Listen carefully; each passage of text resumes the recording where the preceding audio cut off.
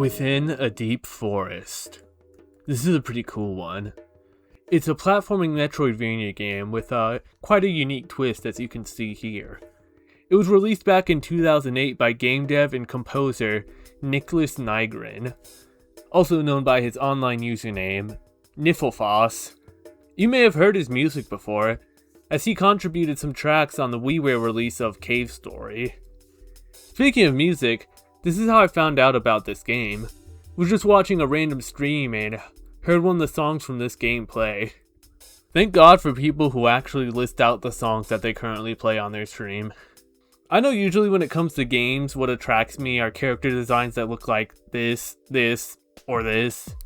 But hey, sometimes all it takes is a good vibe. So the story of this game is The year is 2500. The whole world is in ruins.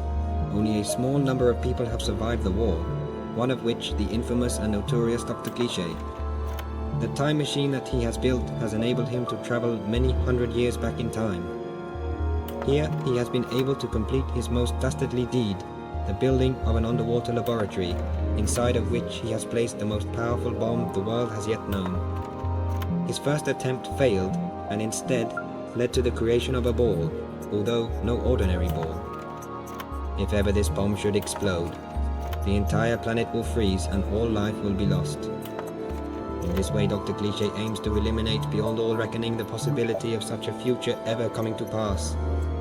Where Dr. Cliché is to be found exactly at present, nobody knows, but rumor has it that the bomb is activated. The world lies in grave danger, that is, unless... I love the echo at the end of that voice line. This is very fun. So now we're at the very minimalist menu screen with ambient music in the background alongside different entities in the back. We can see a butterfly here, but it does change as the game goes on to these red firefly wisp things.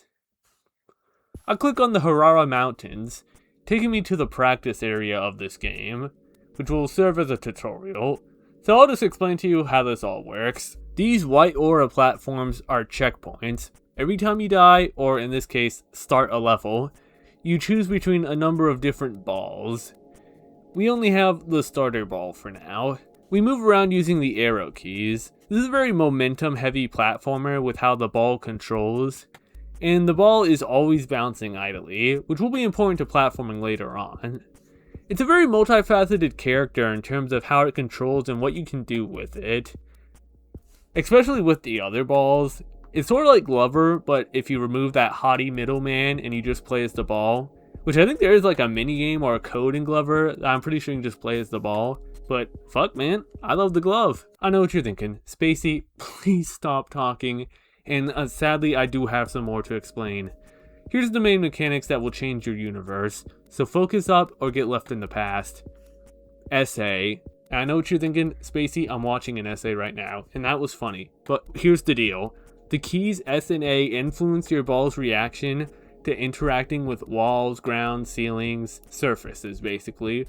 Holding S makes the ball glow white. When this happens, it becomes more impacted by obstacles, meaning you bounce farther, whether it's upwards from touching the ground or outwards from hitting a wall. Early on, you always see me flashing white, which as you can see leads to me bouncing off the wall and potentially falling off. So it's a game of knowing when to press S and when to let go. But watch out, I'm not done yet. The A key does the opposite. It gives my ball a red aura, and this serves to reduce the recoil when colliding with obstacles. I like to think of this as sort of a brake button. If I'm going balls to the walls and bouncing everywhere, then this lets me collect myself. It's essential to learn, as this game will have you quickly switching between the states of white, red, or nothing, especially in the more difficult platforming segments, so stay woke. And for those watching and need a reminder, when I'm red, I'm braking, when I'm white, I'm bouncing on it. I quite love the visuals of this game. If you know me, I'm a huge sucker for seeing the sky, and the backgrounds in this game are incredible. I love this sort of evening bye time they have going on here. And I love this deep blue sky here with the brown ground. I also love all the tiny particle effects going around. Something about this game gives me a bit of vibes of the original, and best of series, Ariska Reign 1, and how much I love the vibe of that game. Just being this small character with these strange worlds and beautiful skies. This game is definitely not as detailed, the ground being mostly solid colors with a few different colored squares to help texture it. And the actual characters and animals you see may not be impressive to many, but I quite like it. You see a lot of strange creatures and people alongside this journey. That really helps solidify me into this strange world, wondering just what these creatures are.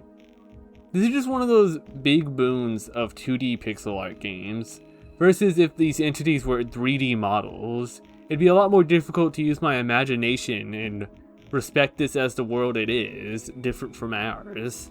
Most of these creatures and people you see can't be interacted with, but still move around and travel across the land alongside you. It makes the world feel full, even if the world is supposed to be like in an apocalyptic state right now. But it's these unnecessary moments where we can just chill with the last people left that I feel is important.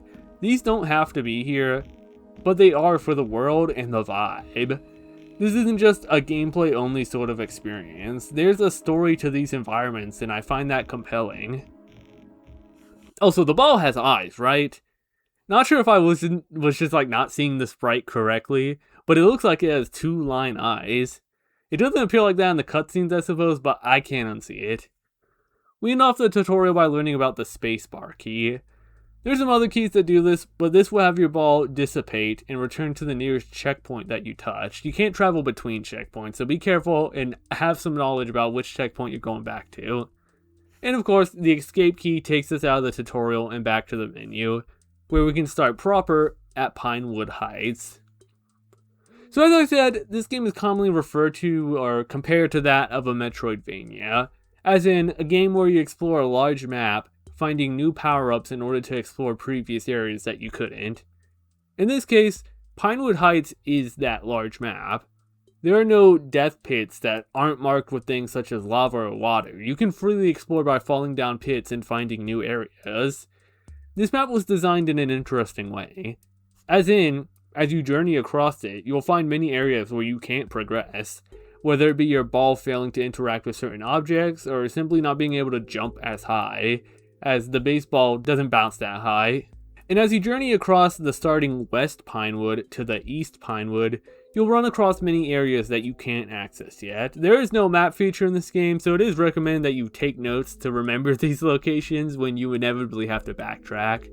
And you will, because for this first act, we are expected to explore to the far right edge of the map, where we'll meet a friend. These interactable characters will grant you a new ball texture, which you'll be able to utilize every time you respawn. In this case, we have the pink ball. This one controls a little worse, but bounces higher. I know controlling worse sounds vague as hell, but I don't think the footage can do much justice to explain how these balls feel. They all have very different speeds, different levels of height, different air friction. They all feel very different to control. The earlier parts of this game are a lot more open in terms of what balls you want to use for which situation, and even the order that you collect the balls. And this beginning part of going from one edge of the map to the other is sort of showing you all these areas and then giving you a ball and saying, okay, now go back and see what you can do with them. For example, I found these spires and I start to bounce up them. This gamer told me I wasn't ready, but like, I totally was. This dude should have been posted at some of the later areas that you actually can't do but still visit. Anyways, this takes us to the UFO, which abducts us. As you can see, Pinewood serves as a large hub level to many smaller sub-levels, and this is our first one. It's pretty tricky. This game is made up of single fixed screens. Earlier on, they typically all have checkpoints so you can keep retrying them, and that I did. Interacting with the wind here to avoid these lasers was pretty hard for me. The levels themselves aren't very long, but to someone inexperienced, they can take a bit. And at the end of this, I get the green ball. As you can see by the ball menu on the left, I'm missing one, as I did things out of order in accordance to that menu. The green ball is probably the one that you'll use the most for the majority of this game. It's even weirder to control, but bounces even higher than the pink ball. A bit of the freedom of player choice begins to dissipate here, as more platforms are purposely set to heights that only the green ball can reach, so you won't be really using the previous balls as much anymore. There's not really a reason to. I come across this cool cave sub area, playing the song that made me discover this game. After some platforming, I run into a character who just gives me a hint. A fairly obvious one at that, like, we'll be going to the tower soon, and the spider is clearly important. There's quite a couple of these pointless areas that just reward you with a hint at the end of them. Not particularly a fan of these. They're kind of a waste of time, and often enough the hint isn't anything so obscure that you wouldn't just find it out by experimenting. Unfortunately, we're on the east side of Pinewood, and the tower is on the west.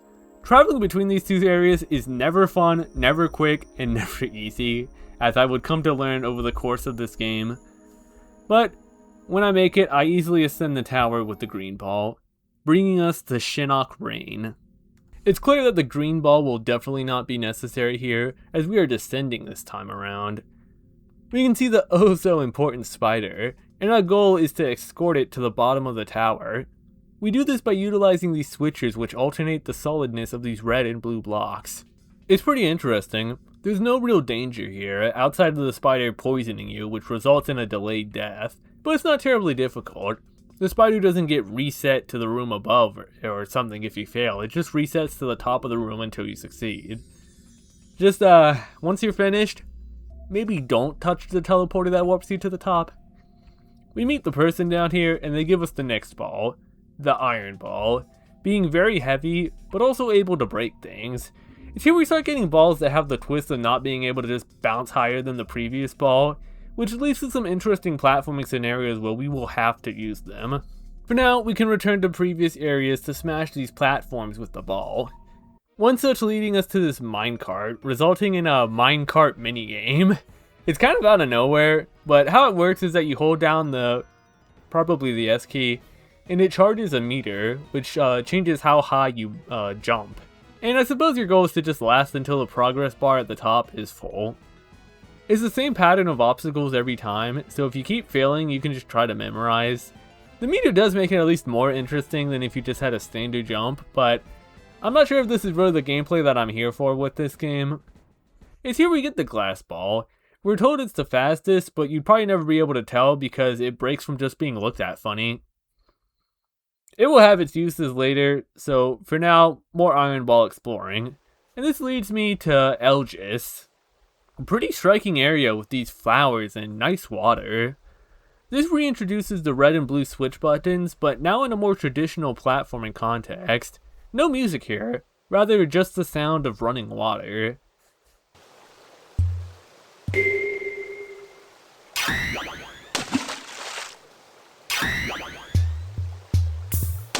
I do quite like the sound design in this game, such as despawning the ball makes this pleasant echoing note, powerfully bouncing off this desolate world. It's oddly peaceful.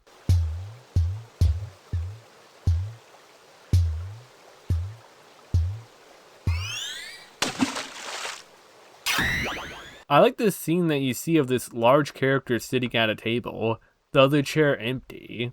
It's interesting what you can take from this. The large size of some of these characters compared to the villages we were at before with the smaller people.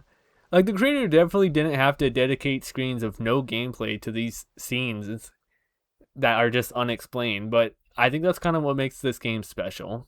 Speaking of tiny people, we've got these two assholes that punch the switches in order to troll you. Like, what the hell?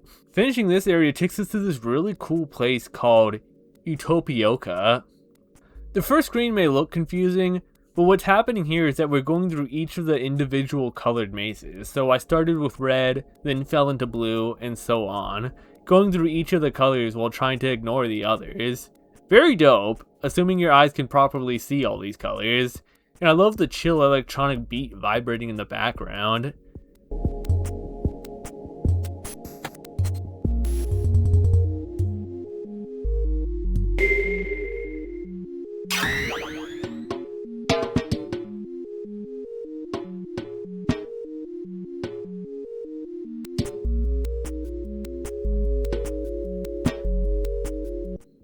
However, the fun gets halted at the next screen. This ant dude gives god-awful hints saying, "Do you remember what the space bar does?" Which I thought meant, oh, so this next screen will have a lot of dead ends, so I'll have to respawn with the space bar. This screen took me so fucking long, bro. Like, I straight up didn't understand it.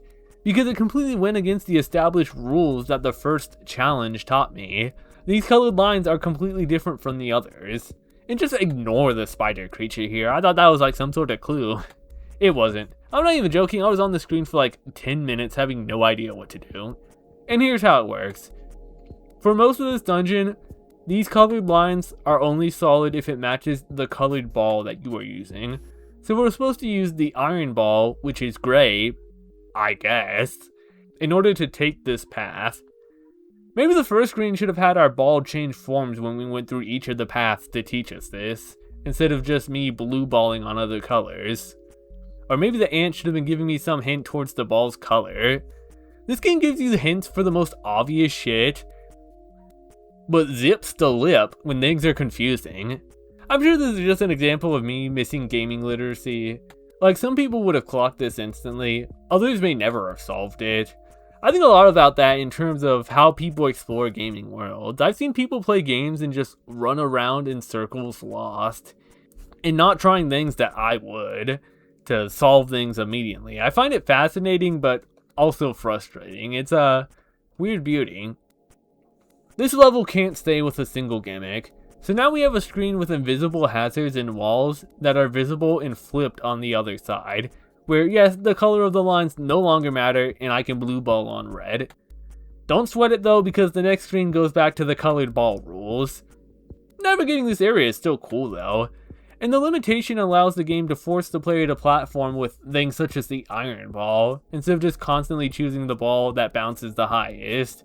We get to play with all the other different balls and their unique control methods. It's probably not easy to tell by watching, but the different sound effects, the air resistance, and other varying things these balls have is what makes them feel so different from one another. I do enjoy understanding what ball you need for which part of the map. It's sort of like solving a maze on the back of a cereal box. At the end, we find a gamer Squiggle, who tells us their yoga powers created this place. Wogue. And gives us the yoga ball. I liked this ball at first, but later on I kind of began to hate it. It's very slow, it travels slowly through the air, it takes a while to get to max bounce level. The sound design of it is kind of strange. I like the distinct sound it makes when reaching max bounce height.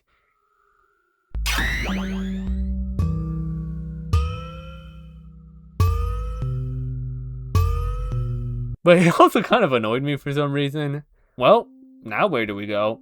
That's a question you'll be asking a lot if you play this game. Maybe feed this Chungus an iron ball? Nope. Try to platform here? Nope, ball doesn't go high enough. I could have went inside that electrical area to the left with the glass ball, but I never did. So I just assume it probably gave me some dumbass hint. Maybe it told me how the color maze worked. I ended up finding this cave to Utopioca Minor, which had this mechanic of everything being flipped, so you see a flipped version of the route you're supposed to take. Game never mentions that, so I spent like 20 minutes here, and at the end they just give you a hint or some shit, so don't even bother. And I'll be honest, this hint absolutely did not help me. Like, I understand what it's talking about now, but it cost me big not heeding these words for an area that I would be like in like an hour from now, bro. What we're actually supposed to do is head towards the far left, as far as possible, where we find this platform along a cliffside with the Squiggle gamer we met earlier, where we use the yoga ball in order to open up a warp. So let me pause to take a break here. I wasn't planning on being so intricate with this playthrough and showing you all this game, because up until this point, I thought this game was pretty accessible, had good vibes, a neat world, and interesting ideas on how to navigate it.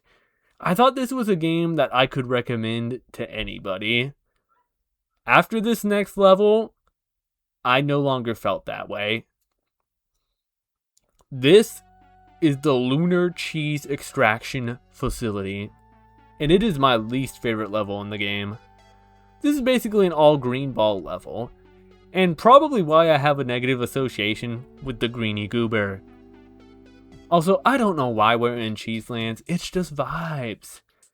I like the contrasting yellow with the fantastic blue background and the stars. Also like this random screen where a UFO comes down to suck up the cheese water. I think it's interesting, and I'm glad that there's an entire screen dedicated to showing this small scene of these other characters with their own mission different to ours. It's cool. Okay, positivity gone. This shit had me steamed coral, yo. It's rare I get this frustrated. Why? The fans. These fans blowing you around is so hard to understand and get used to. Like, this game is already hard to control, and now you got these fuckers blowing me.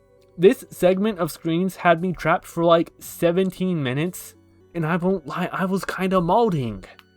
I have zero clue how you're supposed to do this next segment, which is oddly not the first time I'm going to be saying that sentence for this game, other than how I did it, and it felt pretty wrong. Basically, you hop these two fans, then you get to this one fan that you just can't beat, so you have to take the lower path. The lower path has a fan leading to a checkpoint that I promise you isn't possible to make. I tried so many times. Here's what I did to solve this segment.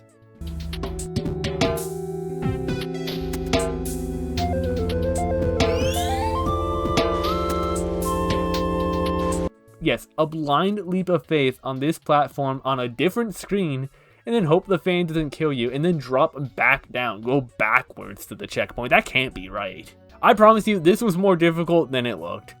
But half the time was spent finding out that this was the path I was supposed to take. I don't even know if it's the right path, but I tried everything else.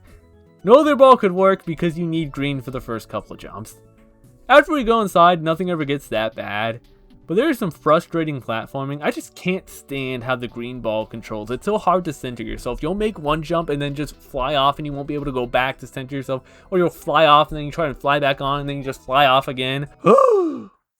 At the end, we meet this mouse dude, who oddly says they didn't used to look like this. But regardless, we get the rubber ball. The rubber ball is my favorite ball in the game. It bounces high, it has fantastic air control. It feels so good to use this ball, but after this next level, you don't really get a chance to use it again, and that saddens me. So even though the Cheesecake Factory was my least favorite level, it somehow wasn't the worst design level in this game. We'll get there soon. I found this level called Crystal Path, but it was like, made no sense to me. Little did I know that even when I was supposed to finish it, it would also make no sense to me. But for now, let's use the rubber ball to reach that high place we couldn't with the green ball. This takes us to the Shadowlands. This place marks a very strange shift to the game. So you start with 3 vertical screens. The first screen which takes you to some platforming, the third screen which leads to a monster that eats you, and the second screen. The second screen shows you one of the main gimmicks of this level.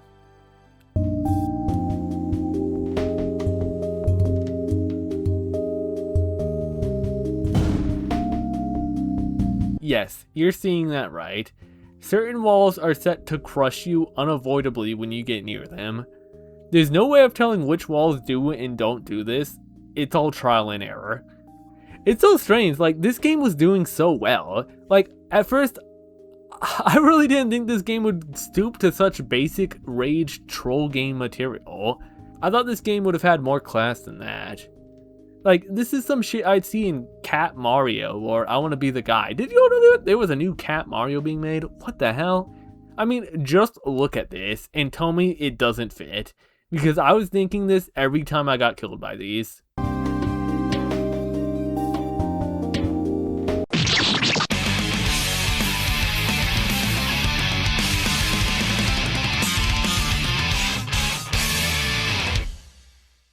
The middle path truly needs to be studied, by the way, because after you navigate and find out which blocks are traps and which aren't, you take this horizontal path. You see an opening you can take downwards, but that's a trap. What you're supposed to do is move on, don't fall for the bait, where we reach a screen where the only way to go is down, so let's go.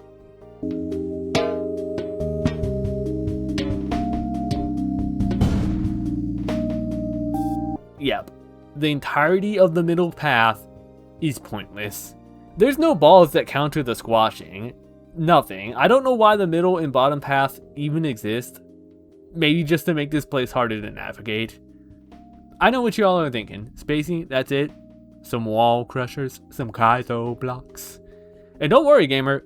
Once you're done with them, we've got fake floors mixed with the crushers. So just keep guessing. I find this red wisp thing and end up chasing it around where I eventually catch it. Gonna be real, I don't even know what the fuck this thing did. But what I do know is the next gimmick of this level.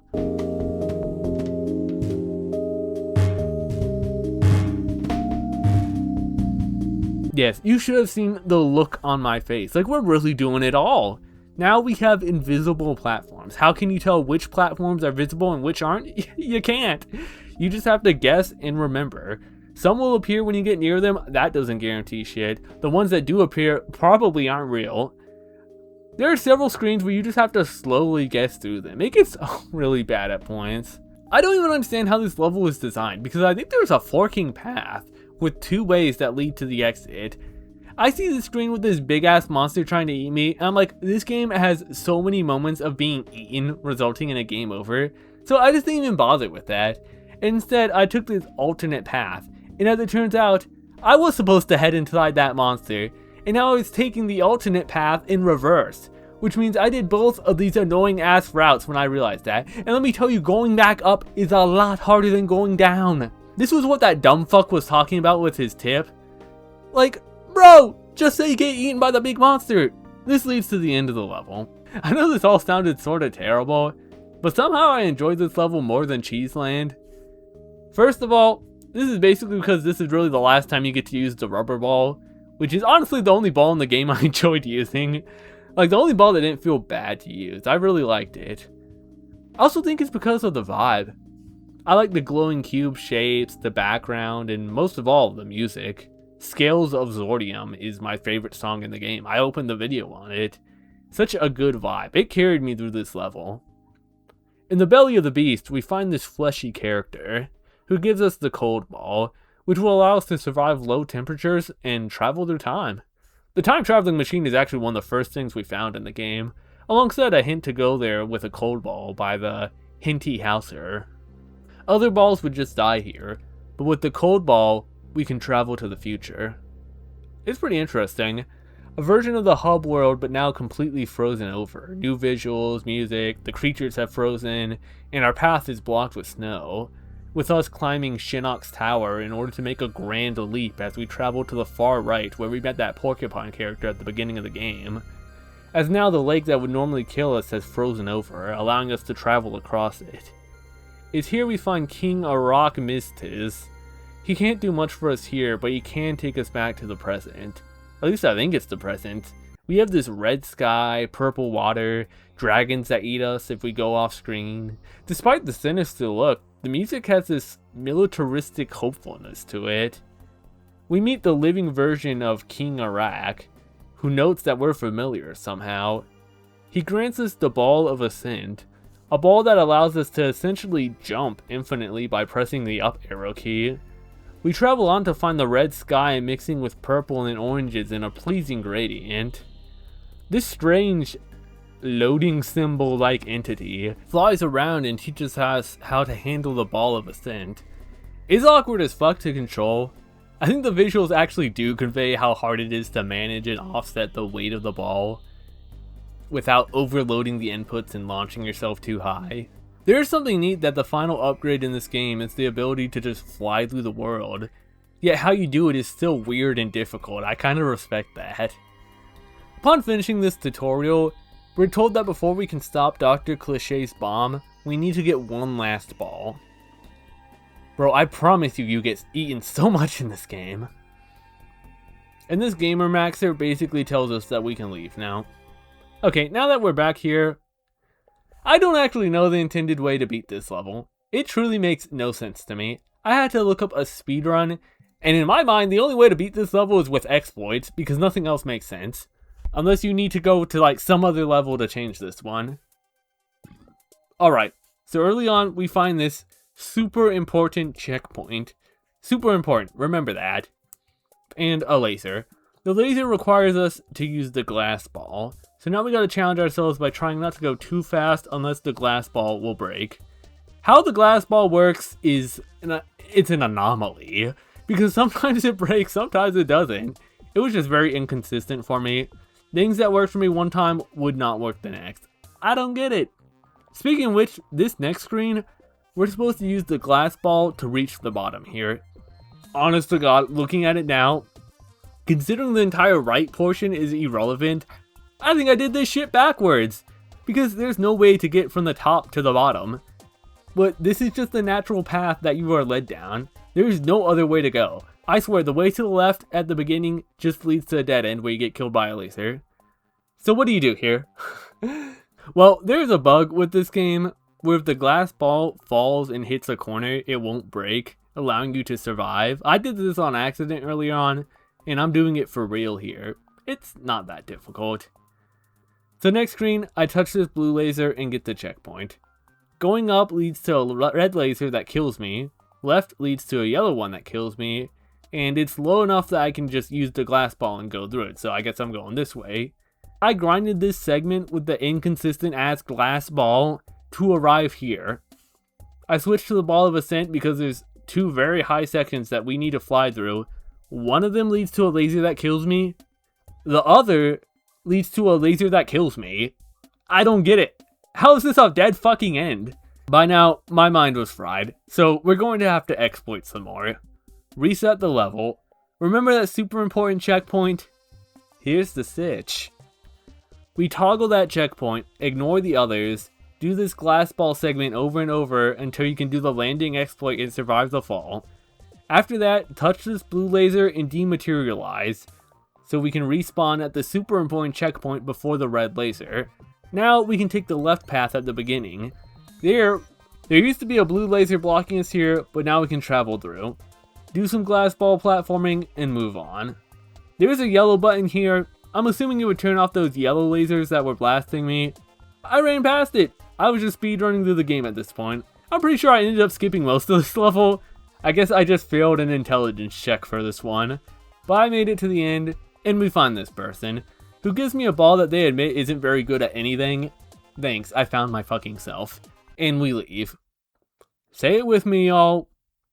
Where do we go now? Well, you super silly gamer. What you're supposed to do is go to the tall mountains on the right with the new red ball that sucks fuck, and go down here to this guy who's been eating me the whole game. And this time, he won't eat you. Why? I don't know. He just doesn't fucking feel like it this time around. Bro will eat glass and iron balls, but not this random ass red ball. He fucking hates this ball. He hates the color red. And this takes us to Dr. Cliché's laboratory. Okay. So by now, I was a tad tilted. Like, I just went through 3 levels I did not enjoy. But you know what? I closed the speedrunning video, I took a deep breath, and I went to the final level with a positive mindset. This is a cool location. I've always loved underwater lab settings, being able to see the ocean through the glass tubes and windows. I like that the laboratory, instead of being a boring typical gray, is pitch black. And the only real color coming is from the ocean in the background. It's very striking imagery. And the music, another one of my favorite songs in the game.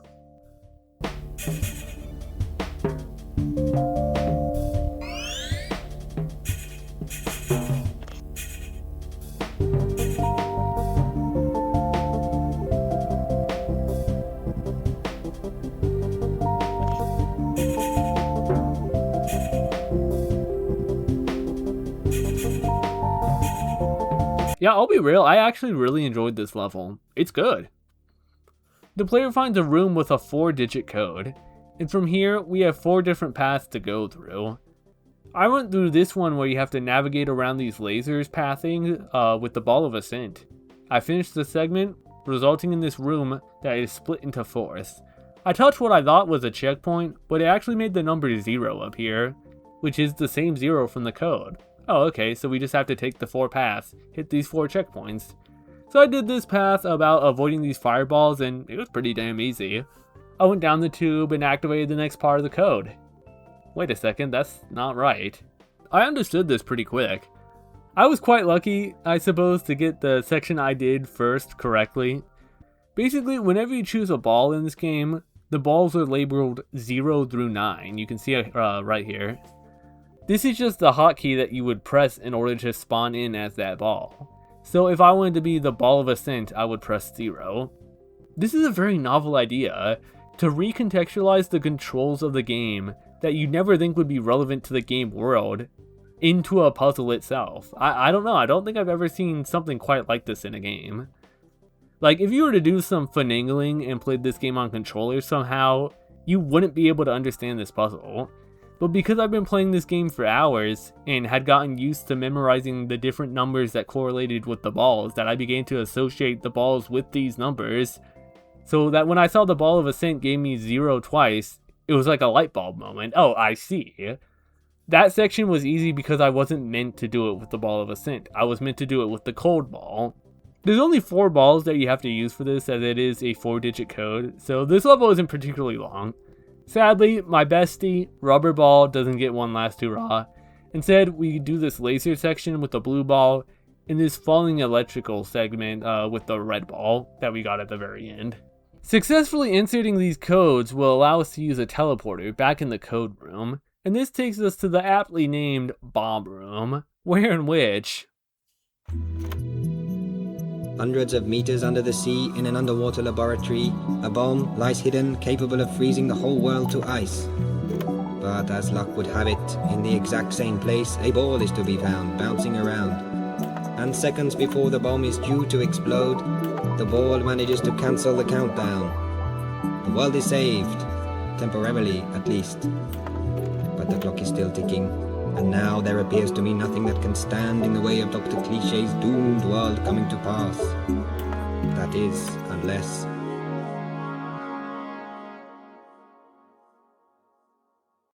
And, yeah. That's kind of it. This is just about the only time we really get to see the Doctor, and I won't lie, I was expecting some kind of boss fight, or at least a difficult room that would end with us hitting the stop bomb button. But nope, it's all handled in the cutscene. No lie, this game felt like the longest 3 hours of my life. But after beating it, I asked myself the question, what did you think about the game? And my first response was, yeah, I liked it. Which is funny, because actually playing it, I was miserable for around 60% of the game. These kinds of games just aren't really for me, aka games that waste your time. The aimless wandering, the tough platforming, unforgiving checkpoints, horrific design at points, the trial and error.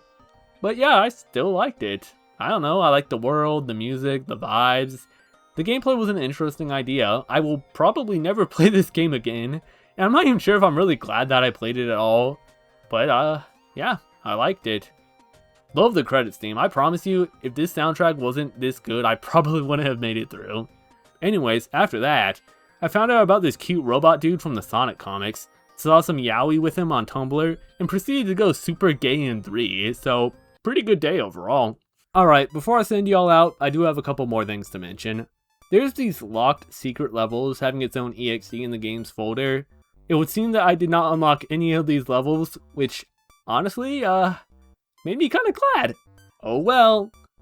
This game ended off on a bit of a cliffhanger, and that's because there is a sequel.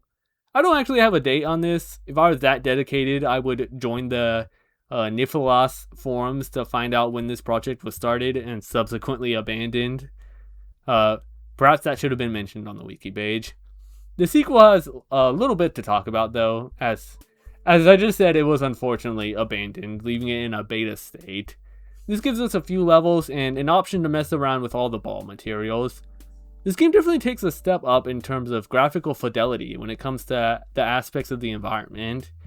And I suppose the more notable change is that of the vibe, with this whole game planned to be a lot more depressing and bleak. There's a lot more of a potent atmospheric mood to this game when compared to the first, especially if you hear the music. The beta itself has no music, but if you know where to look, you can find the planned soundtrack, and I quite like it.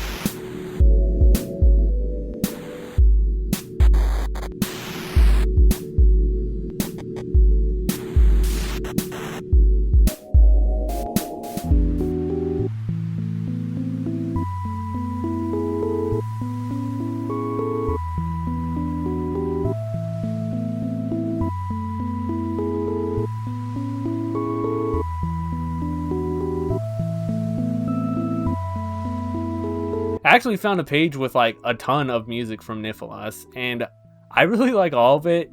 Like, this whole video has just been me playing random songs. There's like 80 songs here, and it's all really good stuff. It would admittedly be quite improper if I failed to mention that the music wasn't single-handedly made by Nicholas. Quite a good group of people made up the soundtrack of this game, and would appear in later games, such as Knist having a remix of the Underwater Lab tune by the same creator of the original, D-Fast, who also did Scales of Zordium. Well done. Instead of having to retreat to the main menu to save the game, red checkpoints will now save for you. And upon ball selection, there's also a bomb icon that just closes the game when pressed, almost like a, oh, you give up? Fine. Well, now the world blows up. So it seems like more of the same with the blue ball, just hold this button to decrease bounce, hold this button to increase bounce. However, past the blue ball, all the other balls have a unique ability when pressing a key, instead of just making the ball glow red and reducing bouncing, while also all controlling differently. The black ball allows you to stick to surfaces. I can imagine scenarios where you're like falling down a shaft and you would need to cling to the wall to avoid lasers on set time intervals or something. Both the returning pink and green balls activate these force fields that make you lose control of the ball, but the ball itself continues rolling. The yellow ball might be my favorite, sporting fantastic air control reminiscent of the rubber ball from Game 1, while also having this special ability that makes it slowly float in the air, giving you some fantastic control. We got this gray sparky ball. You can release sparks with it, but I don't really know the purpose of that. I didn't really understand the purple ball. You can't platform with it as it doesn't really bounce, and its special ability is this red force field that doesn't do anything. From what I read, it maintains bounce height from high velocity falls, so I think I just chose a poor level to test it on. This gray ball is pretty damn cool though, as its special ability is essentially a jetpack, letting you hover a bit off the ground. It's not like a full flight, you only hover a little bit. The orange ball is kind of weird. It phases out of view when moving at certain speeds, I'm pretty sure. From what I read, it shares the ability with the blue ball of just slowing itself down. It's weird, but I like the after images. It kind of reminds me of NBA Jam, he's on fire. Then we got this galaxy ball that shoots a beam. I don't know what the beam does. I'm assuming it just points you to a goal. One of Nicholas's other game series, Knit, just from looking at its screenshots, seems to have a similar feature. I know some of the ideas from this game were taken and put into later Knit projects. Is it just Knit? Be real with me. As for levels, we have the practice area, city, factory, and strange place. Some of these went on for a little bit longer than I expected, being about the length of a sub-level from the first game. But yeah, not much to say here. I enjoy the visual vibe, and of course it's a shame the game was never finished, but Nicholas went on to make more games, so that's cool. I definitely have no plans for looking at the Knist series. I came in here just wanting to play this cool ball game that I enjoyed the music for. So, what's within a deep forest? Well, something pretty cool, I suppose. Within a Deep Forest gameplay-wise wasn't really for me. I still enjoyed it overall, and I guess I can recommend it to those who enjoy more challenging, perhaps less polished games with interesting worlds and mechanics. Even though I went over everything, no video is properly going to explain how it feels to actually control the ball and do this platforming. All the areas are pretty unique from one another in a multitude of ways, which did unfortunately lead to me rather disliking some of them. But I don't know, if this game looks cool to you, check it out. If anything, just to mess around in the world for a little bit. As for me though, I'm going back to working on my game. I gotta stop dropping random videos like these, and if I do, I gotta make them shorter. I really want to get this project done, yo. So yeah, I'll catch you on the next one. Pieces. Hey, shoutouts to Ken Chiago and Wings of Light for still backing me up alongside the rest of my supporters. Y'all are still legends, and you always will be. I don't particularly want to keep making videos like this again, but if I am, hopefully I can keep them down to 20 minutes at most. This will probably be longer, unfortunately. I wasn't planning to do this full walkthrough, but by the time I was halfway through the game, I'm like, oh shit, this is kind of... I was already recording, so I'm like, whatever, let's just do it. This game is cool. But yeah, if you're a member wait a bit longer for the devlog this month. It's going to be next month. I want to wait until I actually have something worth showing, you know? But anyways, thanks for watching. See ya.